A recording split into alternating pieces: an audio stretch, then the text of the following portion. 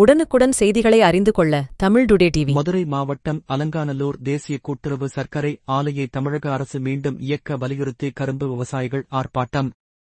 மதுரை மாவட்டத்திற்கு மட்டுமின்றி தென் மாவட்ட விவசாயிகளின் வாழ்வாதாரமாக விளங்கிய அலங்காநல்லூர் தேசிய கூட்டுறவு சர்க்கரை ஆலை கடந்த 2019ஆம் ஆண்டு முதல் கரும்பு பற்றாக்குறையை காரணம் காட்டி தற்போது 2024 வரை ஆலை மூடப்பட்டுள்ளது.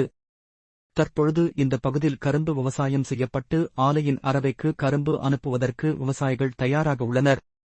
ஆகையால் ஆலையை மீண்டும் திறந்து கரும்பு அரவை செய்ய வலியுறுத்தியும் விவசாயிகள் ஆலையை இயக்குவதற்கு 15 கோடி ரூபாயும் சம்பள பாக்கி 12 கோடி ரூபாயும் தமிழ்நாடு அரசு நிலுவைத் தொகையாக மொத்தம் ரூபாய் 27 கோடியை ஒதுக்கி ஆலையை 2025 திறந்து இயக்கிட வலியுறுத்தி தமிழ்நாடு கரும்பு விவசாய சங்கம் மற்றும் அகில இந்திய விவசாயிகள் தொழிற்சங்கம் இணைந்து விவசாயிகளின் கைகளில் கரும்புகளை ஏந்தியவாறு மதுரை அலங்காநல்லூர் கேட்டுக்கடையில் ஆர்ப்பாட்டத்தில் ஈடுபட்டனர்.